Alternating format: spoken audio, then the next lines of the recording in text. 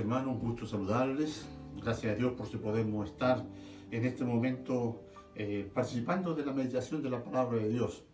Este último mes, un poquito más, como iglesia nos estamos reuniendo en reuniones presenciales en nuestro templo a las 15:30 horas y hemos estado viendo algunos de los profetas menores y ver qué importante es el mensaje que fue para ellos, pero que también tiene un alcance preciso para nosotros en este tiempo.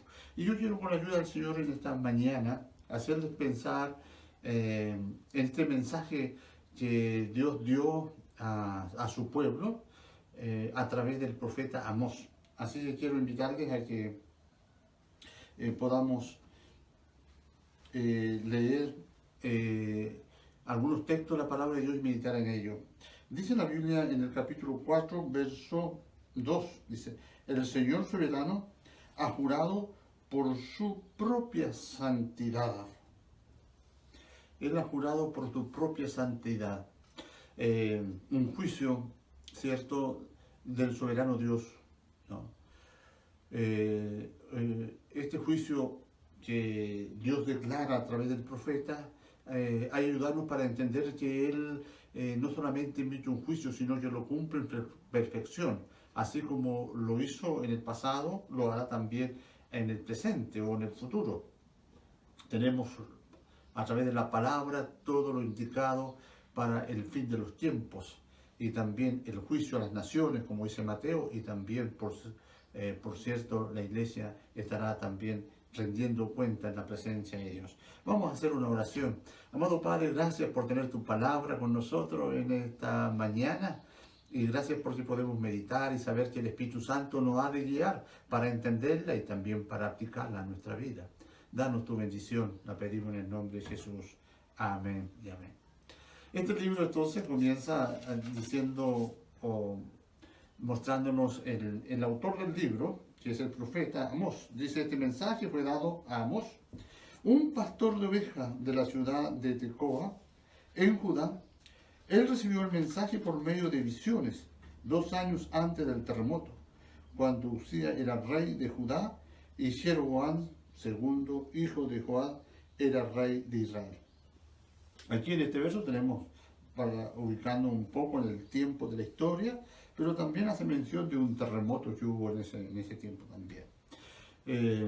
Este profeta Amós entonces de la tierra de Judá, pero él fue llamado como profeta de Dios no tan solo para dar un mensaje a Judá, ¿no?, sino a Israel, pero también a las naciones. Y comienza este libro entonces primeramente declarando el juicio a las naciones que por cada una de sus pecados, de sus situaciones, había un juicio allí determinado ya. Ahora podemos ver aquí en primer lugar, ¿no?, de que nuestro Dios, soberano Dios, está sobre todas las naciones. Todas las naciones tendrán que dar cuenta un día ante el gran trono de Dios, ¿no? Nuestros gobernantes también un día darán cuenta a Dios de sus acciones.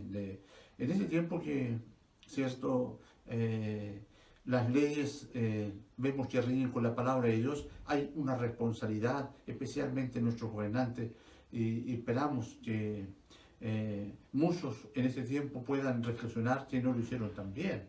Siempre el Señor, cuando declara un juicio, también da la oportunidad para el arrepentimiento. Veamos algunas de las ciudades que menciona allí. Esto es lo que dice el Señor en el verso 3. Los habitantes de Damasco han pecado una y otra vez, dice esta versión, ¿no? Y no permitiré que queden sin castigo.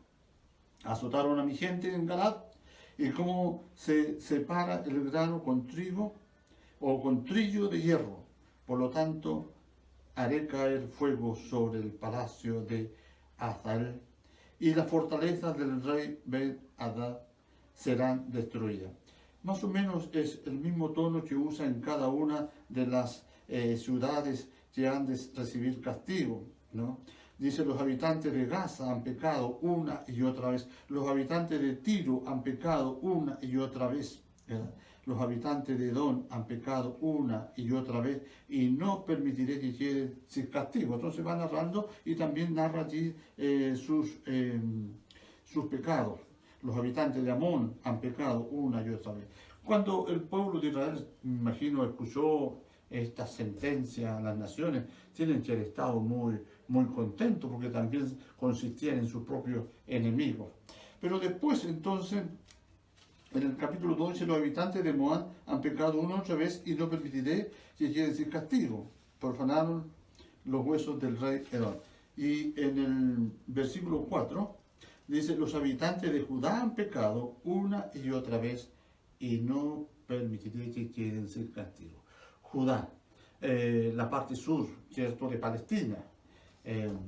Quizás Judá era que estaba siempre más acercado a Dios que Israel, las 10 tribus del norte.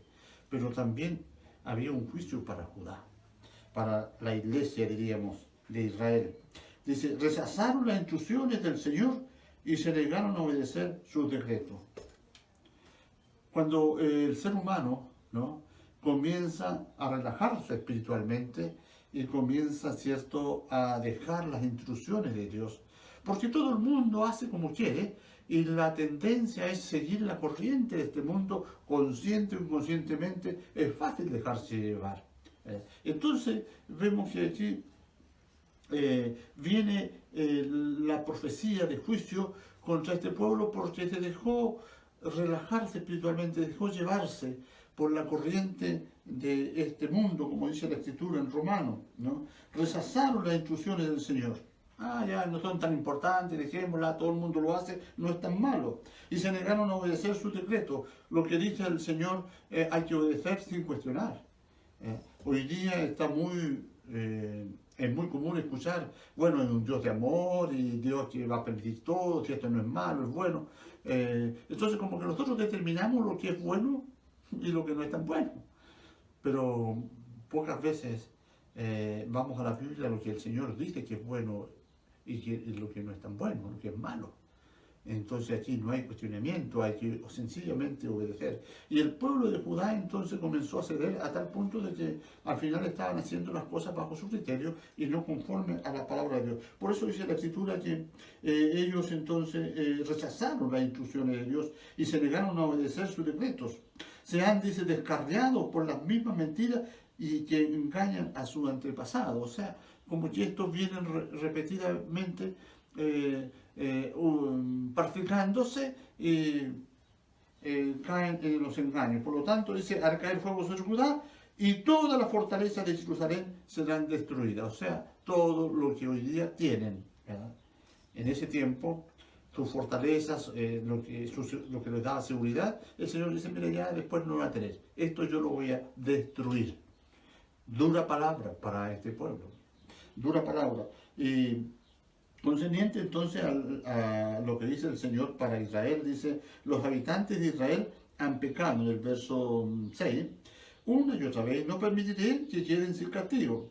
Venden por dinero a la gente honrada y a los pobres por un par de sandalias, pisotean al polvo a los indefensos. O sea, aquí viene un juicio sobre la injusticia de los gobernantes, justicia social, y todo lo que está describiendo acá es porque ellos realmente no estaban obedeciendo a Dios ni atendiendo al prójimo, en otras palabras. Fui yo quien los rescaté a ustedes de Egipto, les reclaman, y lo guió por el desierto durante 40 años. Yo, dice el Señor, para que pudieran poseer la tierra. O sea, le está diciendo, todo lo que ustedes tienen es porque yo se los he dado. Elegí a algunos de ustedes para que sea profeta, otros para que sea nazareo. Todo lo he hecho yo. Pero ustedes hicieron que los nazareos se profanaran, ¿verdad? Por lo tanto, haré que giman como una carreta cargada con gavillas de grano, ¿no? Que haya ruido molesto. Sus corredores más veloces no podrán escapar, ni más fuertes ante ustedes se volverán débiles. Ni siquiera los guerreros más poderosos serán capaces de salvarse. Los archeros no podrán mantenerse firmes y los más valerosos no serán lo suficiente rápidos para escapar. Ni siquiera los que montan a caballo podrán salvarse. En aquel día los hombres de guerra más valientes dejarán caer sus armas y correrán por sus vidas, dice el Señor. Ninguno entonces va a estar capacitado para huir del juicio de Dios. ni los que se creen fuertes ni rápidos van a poder escaparse del juicio de Dios. ¿Dónde huiré de tu presencia? Dice uno de los salmos. Entonces, aquí vemos que el Señor le está explicando de forma muy detalladamente que este juicio viene sí o sí, ¿no? No se puede eludir. Dice, de entre todas las familias de la tierra, con ustedes he tenido relación tan íntima, entre todas las naciones. Está hablando aquí a su pueblo entonces. Pero eso debo castigarlo por todos sus pecados. En el verso más adelante, en el 6, dice, cuando el cuerno de carnero toca la alarma, ¿no debería el pueblo estar alarmado? Llega el desastre a una ciudad sin que el Señor lo haya planeado. Me encanta esta expresión de este profeta, porque aquí responde a muchas veces lo que nosotros hemos querido entender o explicar, ¿no? De que todas las cosas tienen un propósito de Dios para la vida del creyente. Y aquí el Señor pone como una firma, que todo lo que nos ocurre, todo es porque Él lo ha permitido. Y lo expresa de esta manera, dice, sin que el Señor lo haya planeado. Llega el desastre a una ciudad sin que el Señor lo haya planeado. Porque todo lo tiene el Señor bajo el control. Todas las cosas. Hoy día podría reclamar el Señor también. ¿Acaso las cosas que ustedes han visto, están viviendo, no vienen por la casualidad? ¿Acaso ustedes no saben que yo lo he planeado? ¿Acaso ustedes no saben que esta pandemia que aún no se termina, yo la planeé? Es que las economías cuando se perturban y caen y hay conflicto en los países y guerra y todo, ¿acaso yo no los planeé? ¿Acaso algo puede escapar del control de mi mano, en otras palabras? Por eso que el Señor tiene control sobre el clima, que hoy día muchos están hablando y diciendo, hagamos algo para parar este tema, poder colaborar. ¿Acaso el Señor dice, yo no puse mi firma allí para que haya lluvia en un lado y sequía en otro lado? Aquí mismo el Señor se los deja ver, que entre todas las cosas que sean naturales, todo está bajo el control de Dios. ¿Dónde podemos escapar? Consideremos ahora que el hombre, aunque proponga dinero y cosas y programas para ir contra estos males de la humanidad, lo va a poder conseguir si es que el Señor no lo permite. Es que el Señor tiene el control y Él lo ha permitido. Nada está sin el control y que Dios lo haya planeado. No, es muy claro este libro, dice, de hecho el Señor soberano nunca hace nada sin antes revelar sus planes a sus siervos, los profetas. O sea, todo lo que el Señor hace siempre se los revela a los profetas. Y aquí vemos claramente en este libro que todo lo que reveló el Señor ante las naciones, ante Israel, ante Judá, todo se cumplió en perfección. Y se lo había dicho a Amós con anterioridad. Y Amós procuró darlo a conocer. Y vemos que el pueblo de Israel se enoja con Amós y dice, bueno, anda tú allá a tu tierra, come y hazte todo lo que quieras en tu tierra, pero no vengas acá, no queremos escuchar tus profecías. Que vamos a ser castigados, no queremos escuchar.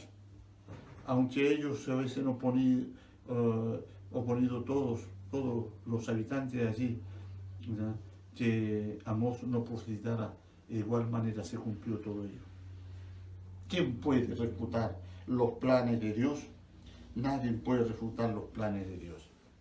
Estimados hermanos, parece muy fuerte todo el juicio de Dios declarado a las naciones, a Israel y a Judá. Tan fuerte es que realmente ellos fueron arrastrados para el exilio, donde muchos murieron, y aquí lo describe también. El relajamiento espiritual es cosa que se dio y se ha dado en diferentes épocas de la historia. Muy poco tiempo permaneció el pueblo de Israel en correcta devoción y adoración a su Dios. Al poco andar ya le estaban defraudando. Así pasa también con la iglesia que ha tenido altos y bajos a través de la historia. Y saben, cuando la iglesia ha estado más pura, más santificada, más dispuesta a obedecer a Dios, es cuando ha tenido persecución, cuando ha habido hambre o calamidad, la iglesia ha buscado de corazón a Dios. ¿Puedes entender que la iglesia se relaja cuando las cosas le van bien? Fíjense en el capítulo 4, dice, escúchenme ustedes, vacas gordas, vacas de Basán, dice en la otra versión, que viven en Samaria, ustedes mujeres que oprimen al pobre y aplastan al necesitado y que le gritan siempre a sus esposos, tráiganos otra bebida. Es porque el pueblo estaba viviendo bien, pues. Tenían sus casas, sus viñedos, tenían sus productos, o sea, tenían alimento, no tenían necesidad. Por eso que ellos vivían, diríamos, cómodamente, pero había injusticia porque a los más pobres los reprimían para que ellos tuvieran mejores beneficios. Pero el tema está que estas personas que logran bienestares materiales, ¿ya?, se olvidan de Dios. O sea, el éxito, la prosperidad nos aleja de Dios. Nos aleja de Dios. Hoy día buscamos comodidad y es natural que nosotros no queremos el sufrimiento, queremos buscar el placer, la felicidad. Esa es la tendencia humana. Queremos pasarlo bien. Y por eso que se cambia tanto el sentido de la vida espiritual, cuando a veces atribuimos a que tenemos alimento, tenemos comodidades, tenemos esto y esto otro, y damos gracias a Dios porque parece que estamos bien. Y esas cosas producen orgullo, producen todos los pecados que son parte de la naturaleza caída, afloran cuando nosotros descuidamos a Dios porque nos confiamos en que estamos bien. Los voy a cansar con esta expresión, pero muchas oraciones nuestras están solamente por las cosas terrenales, ¿no? Y esto te revela nuestra fe. Cuando estamos pidiendo por cosas materiales y beneficio temporal. Cuando no estamos allí clamando realmente por lo que realmente vale, que es la vida espiritual de nuestras vidas, nuestras familias, nuestra iglesia. Porque nos está interesando la comodidad. Y la comodidad nos lleva a relajarnos y a desviarnos del camino incorrecto. Estos pasajes son importantes que los leamos, ¿verdad? Y dice que pasaran hambre, dice el verso 6 del capítulo 4, en ciudades, y que hubiera hambruna en cada pueblo, pero aún así ustedes no se volvieron a mí, dice el Señor. O sea, cuando hay escasez, y si pasaran esto y no se han vuelto a mí.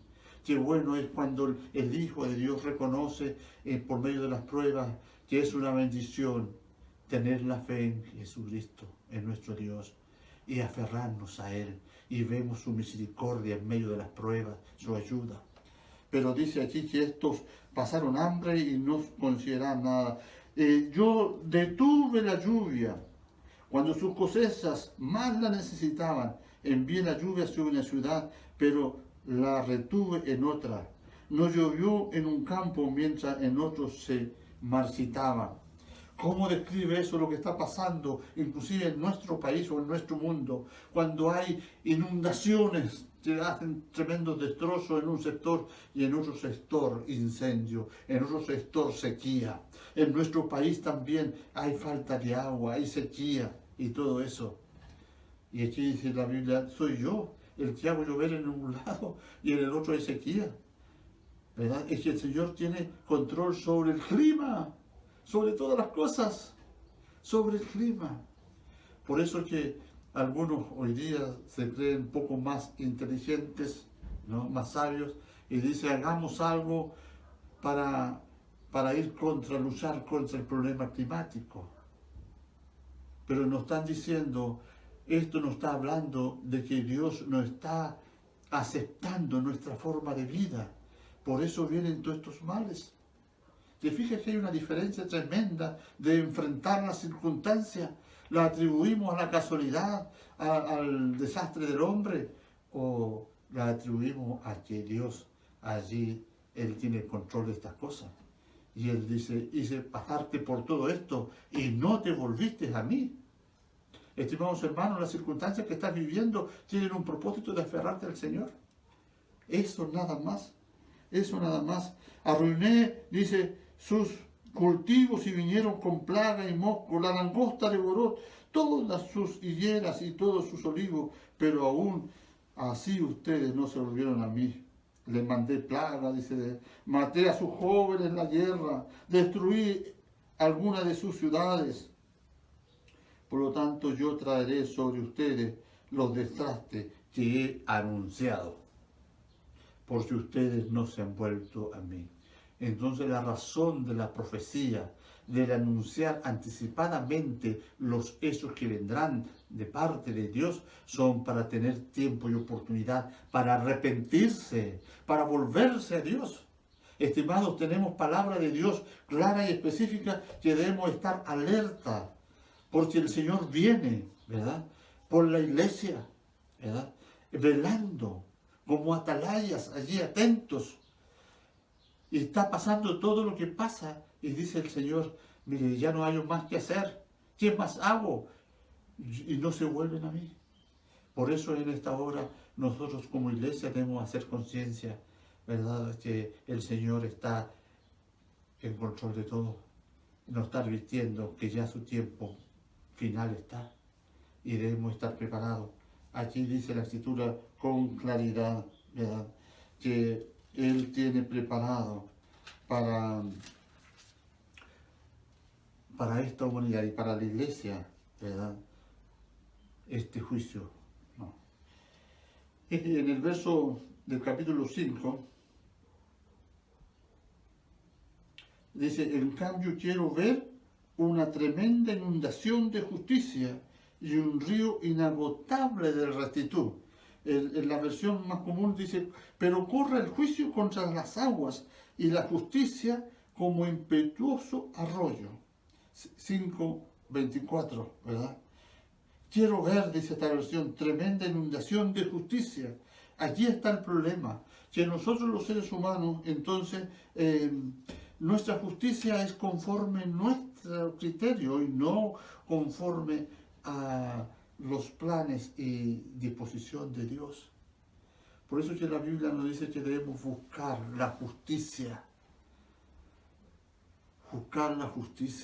de Dios para vivir agradándole de esta manera. Y este pueblo podía hacer muchas cosas.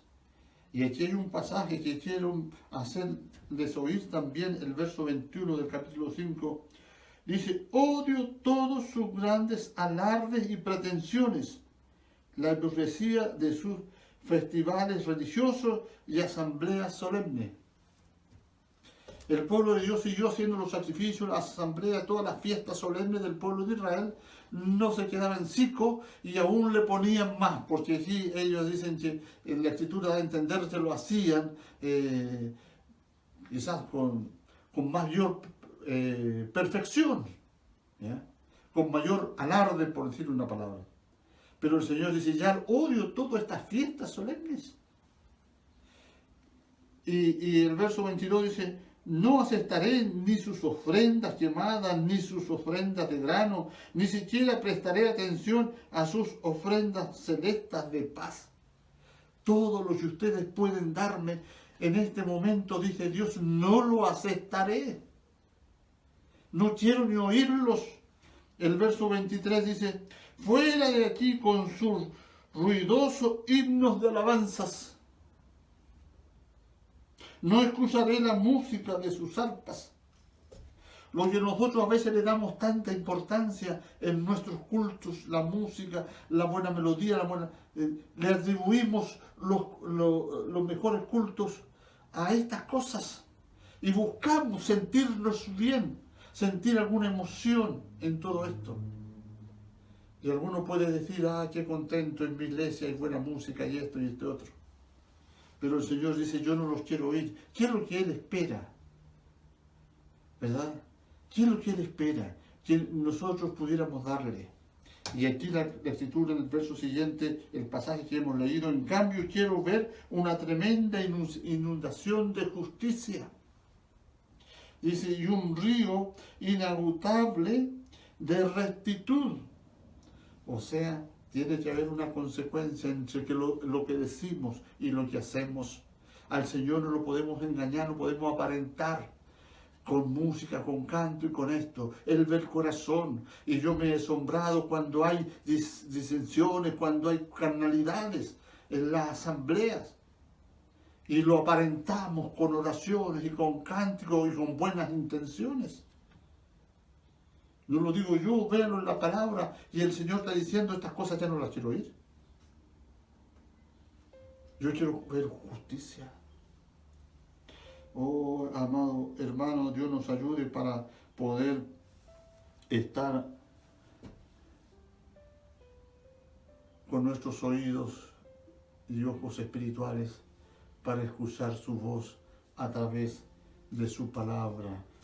Que el Espíritu Santo hable a nuestro corazón, nos sensibilice, porque el Señor no va a aceptar cualquier cosa, como decimos nosotros, lo que nosotros queramos darle, sino lo que Él quiere escuchar y recibir y ver en nosotros. Vidas santas, ¿verdad? Vidas íntegras, corazones limpios, ¿verdad? Y no la inmundicia, no la apariencia, no las cosas externas, sino lo que predomina y vale la presencia de Dios es el corazón contrito y humillado, lleno de cesa, un corazón que considera al Señor. En esta mañana yo les pido que hagamos de esta su palabra una palabra para nosotros, porque Dios, como cumplió esa profecía a través de Amós para las naciones que fueron castigadas, Israel del norte castigado, Judá fue castigado, ¿verdad? Y nosotros con mayor razón Dios puede que poner su mano y exigirlo, porque tenemos más luz y más responsabilidad que los antepasados. Tenemos su palabra escrita, tenemos el Espíritu Santo que nos ayuda a entender y aplicar la palabra en nuestros corazones. Por eso que el juicio no se ha de dejar de esperar para la iglesia. El Señor ha de llamar a su pueblo y estar frente a su presencia. Prepárate para estar en el encuentro con tu Dios, dice este libro. Preparémonos para ese momento del juicio de Dios en nuestra propia vida.